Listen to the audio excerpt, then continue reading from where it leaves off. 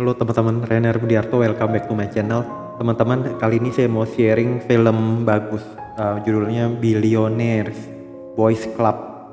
Jadi mengisahkan kejadian di tahun 80-an, orang-orang yang udah ada orang-orang kaya, anak-anak orang kaya. Ada lagi ada di kumpulan orang kaya ini, anak-anak kaya ini ada yang belum kaya. Mereka berkenalan saat kuliah. Kebetulan dia itu diceritakan bersekolah di Harvard khusus lelaki. Saya juga nggak tahu Harvard ada berapa macam di Amerika karena saya kan di Indonesia. Cuman intinya di antara pertemanan teman-teman kuliah, teman-teman sekolah, ada yang kaya banyak digambarkan dan ada yang lagi belum kaya. Dan orang yang belum kaya ini melihat teman-teman yang kaya, dia jadi inisiatif kepengen kaya.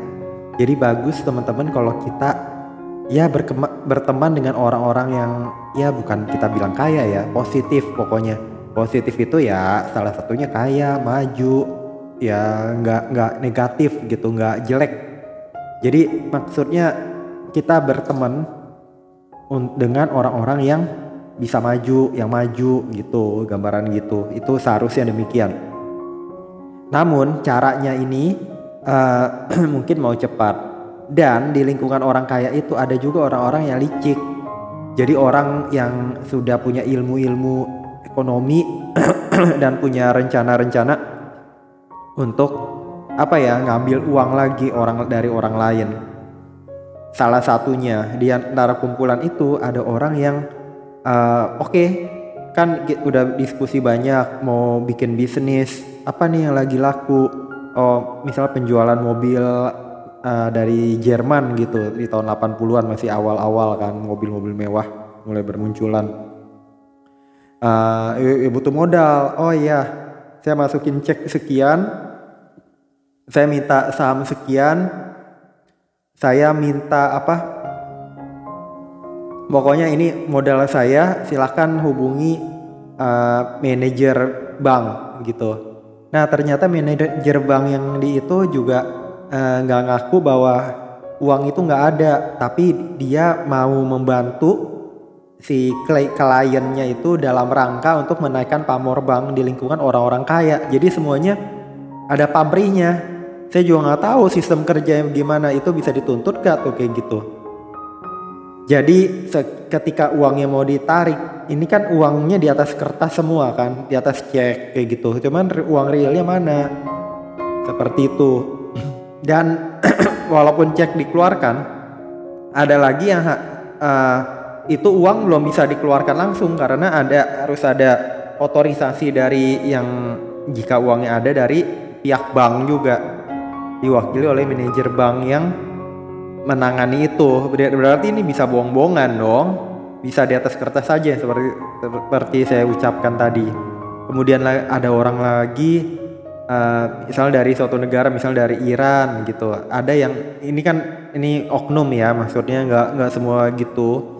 Ada lagi yang bapaknya lagi ada masalah, cuman minta ke Amerika, tapi katanya punya uang harta deposit intan apa bagaimana, berlian, tapi caranya harus selundupin. Cuman kan ini nggak kenal sama bapaknya. Mereka nih orang-orang mau uangnya aja. Nah bapaknya yang orang Iran ini digambarkan itu ya nggak mau lah diselundupin masuk ke ke kotak kontainer gitu, bisa mati juga nggak asik lah. Juga kalau sampai ketahuan juga sama aja. Cuman tahun 80-an mungkin lebih sistem keamanannya nggak secanggih sekarang juga kali. Ya nggak tahu lah. Tapi pokoknya akhirnya bapaknya yang orang Iran itu jadi dibunuh gitu. Sama ya teman-temannya orang kaya itu lagi. Ya aduh parah deh. Ada lagi yang awalnya dia mau diriin bisnis nih di Billionaires Boys Club, BBC disingkat, mau coba diinvestasi emas. Ternyata emasnya anjlok kayak gitu. Tapi kalau saya ngeliat nih uang orang, ada yang kasih uang real, ada yang enggak. Yang uang gede-gede itu hanya di atas kertas kayaknya. Cuman yang uang kecil itu ya ada investornya, dan yang seperti jadi penanggung yang kelihatannya itu, oh yang jadi yang membuat percaya itu apa adalah karena banyak orang-orang yang ini yang menjamin itu kelihatannya dalam tanda kutip itu orang-orang kaya. Jadi percaya aja nih investor mau masukin saham di perusahaan yang baru dibuat. Janjikan keuntungan tuh contohnya dari apa ya, jualan apa saya juga bingung. Jadi bisnis yang masih sebetulnya meraba-raba, tapi mereka cari investor. Jangan kan itu. Zaman sekarang pun orang-orang ada yang bisnisnya itu mungkin di bidang IT ya, aplikasi kayak gitu pun juga kan sama aja, misalnya investornya banyak gitu, tetap aja misalnya rugi atau nggak jalan karena ya tetap aja bisnis adalah bisnis, tapi penunjangnya itu seperti sistem aplikasi kayak gitu, bahasa pemrograman itu kan penunjang semua sehingga bisnis itu bisa berjalan. Tapi kalau usernya tidak ada atau usernya itu nol atau kosong atau tidak, orang tidak terlalu minat, ya bisnis nggak jalan. Jadi intinya apa, teman-teman tahu, bisnisnya itu harus bernilai, berjalan ya, bukan sekedar penunjangnya. Beda lagi dengan pekerjaan pun kalau orangnya yang bisa mengerjakan terlalu banyak juga kan nggak berjalan. Jadi seperti itu. Kemudian apalagi ya, selain emas, mobil, pokoknya dia mau bisnis yang gede. Bisnis yang gede itu contohnya lagi apa ya, seperti ini, tidak mau rugi, jadi dia investasi itu mungkin dari orang-orang, jadi orang bilang apa ya, skema Ponzi gitu. Jadi sebenarnya mau bunga berbunga, orang bunganya bank atau masuk ke saham nanti, atau enggak ya bisnis Ponzi itu ya fiktif jatuhnya. Jadi nanti orang yang pertama invest itu dapat keuntungan, nah lama bisnisnya meleduk, nggak ada uang buat orang-orang yang terakhir. Paling orang-orang yang udah di awal-awal sama yang nyiptain itu kabur duluan. Ya udah, terjadilah tuh, misalnya ada lagi yang tadi yang bilang di atas kertas saya punya uang segini, terus suruh hubungin manajer banknya, itu ternyata juga fiktif kan. Ternyata itu itu pihak banknya itu bank baru gitu, mau membantu demi biar bisa mengembangkan bisnis banknya, seperti itu. Ya begitu teman-teman. Jadi bisnis, saya juga nggak jelas ini bisnisnya apa. Bisnisnya itu benar-benar masih meraba-raba juga, cuman mau jalan ini itu, ya berakhir penipuan. Jadi intinya teman-teman, kita kalau mau uang cepat, uang gede juga dengan cara-cara, misalkan misalnya cara-caranya mau cepat dengan ngeliatnya ada uang gede-gede pengen cepat, belum tentu itu bener, malah bisa menjatuhkan kita, malah terlibat jadi lingkungan orang-orang jahat. Mendingan kita kerjakan yang kita bisa, kita perlahan. Kalau belum, kita ngerjain yang kita bisa dulu gitu teman-teman, gambarannya. Mungkin itu kali ya yang saya mau bagikan. Akhirnya ya udah, pokoknya ya kacau. Akhirnya ditangkepin polisi tuh. Bisnis nggak jalan, masih muda urusan sama polisi, capek. Mendingan kita pelan-pelan bisa belajar dan tidak melakukan kesalahan teman-teman. Ya nggak tahu itu bisnisnya apa. Kalau emang ada ya ada. Kalau nggak ada, jangan maksain kayak gitu-gitu. Semoga bermanfaat. Jangan lupa subscribe, like, share, komen. Sampai jumpa di video-video saya berikutnya. Oh iya teman-teman, sebelum lupa saya mau selipin informasi mengenai neobank. Sampai jumpa teman-teman.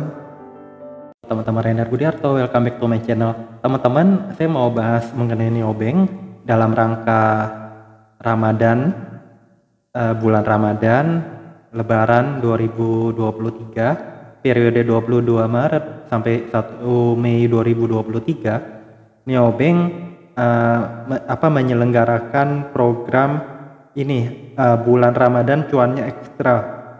Jadi teman-teman akan berkesempatan membuka lucky box dengan hadiah kupon diskon top up pulsa, kupon diskon kris, kupon diskon pulsa dan tagihan, Nintendo Switch, ada barang-barang gitu, Philips Air Fryer, Samsung Galaxy Z. Jadi ini deh rada menarik. Cuman kan kita belum tahu namanya lucky draw dan tergantung ini kita kali nominal kita gak tuh. Kalau nominal yang kita transaksikan besar kan ini bisa nih minimum transaksi 50.000 dikatakan, menu top up dan tagihan bisa buka lucky box kris, pakai menu kris minimum 50.000, pakai menu donasi minimum lebih besar dari sama dengan 50.000, hemat pay 50.000, deposito minimum 100.000. Nah ini bisa kesempatan lucky box. Sekarang saya mau coba top up nih. Nah sebelumnya saya ambil dulu ini kupon VIP dulu. Kupon VIP saya mau ambil yang ini yang top up e-wallet. Iya dong, kan bisa dong. Nah saya ambil top up e-wallet, saya klaim ini tiap minggu top up VIP member bisa ambil kupon-kupon macam-macam. Udah gitu udah saya ambil ya, kita cek lagi di bagian kupon. Nah ada fixed discount 20.000, minimum transaksi 30.000 ya. Oke. Nah tapi saya maunya itu yang pakai ini bulan Ramadan ekstra ini. Oke ya, nih iPhone, dapatkan iPhone dari BNC berkah ekstra Ramadan. Saya mau pakai yang top up, jadi saya minimum top up dan tagihan minimum 50.000 dong, paling 51.000 50.000 adanya, oke? Atau saya buka aja yang 100.000, kan ini lebih besar dari 50.000, kalau ada diskon itu berarti di bawah 50.000. Jadi oke, saya buka 100.000 top up e-money, saya klik, oke, saya pilih yang atau 75.000 bisa dong, kan di atas 50.000. Setelah diskon pun masih 73.500 rupiah kan. Udah confirm, oke. Oke, payment sukses 73,5 dan oke, saya cek ke aplikasi Dana. Udah ada belum 75.000 rupiahnya. Jadi saya untung 1.500 rupiah. Dari Dana itu udah ada pemberitahuan tadi, cuman uangnya nggak tahu. Ini tergantung. Ini Dana nih ada top up, berhasil top up, cuman udah dananya udah fund in belum gitu. Bisa juga nih kalau internetnya rada lemah, balik lagi dia gitu lagi. Refresh ya udah sabar aja, pokoknya adalah tadi historinya udah kelihatan itu ada. Tapi dia kalau buru-buru gitu takutnya. Nah ini ada nih 75 kan, ada tuh masuk tuh 75.000 dari Bank Neo Commerce, jamnya 13.20 bener. Nah tinggal uang ini udah kan fund in kan itu. Nah kalau saya mau ngisi kembali ke itu, tinggal kembalikan atau enggak nih. Sekarang saya mau lihat saya ada dapat voucher lagi apa enggak. Voucher, nah ini kan buka lucky box. Oh bisa nggak? Oh nggak mau juga tuh. Kenapa ya dia nggak mau ya? Oh, kan dia padahal dia dibilangin minimum buka. Oh tuh ada kesempatan 1 tuh, sisa kesempatan 1 ya. Jadi teman-teman nih ini 50.000, kalau teman-teman ada diskon berarti teman-teman ambil yang tergedenya, jangan 50.000 bulat, nanti di bawah diskon. Ini buka lucky box, semoga dapat iPhone. Mau dapat iPhone, coba kita buka ini. Tagihan 300 rupiah. Ya udahlah, bukanya 50.000 mau dapat iPhone kali dikira. Jadi dapat 300 rupiah nih potongan tuh, gitu teman-teman. Ya udah, oke. Sekarang saya mau menunjukkan ke teman-teman cara mengirim uang dari Dana menunjukkan kembali cara mengirim uang dari Dana ke Bank Neo Commerce. Jadi ini ada uang 75, saya kirim ke Bank Neo Commerce.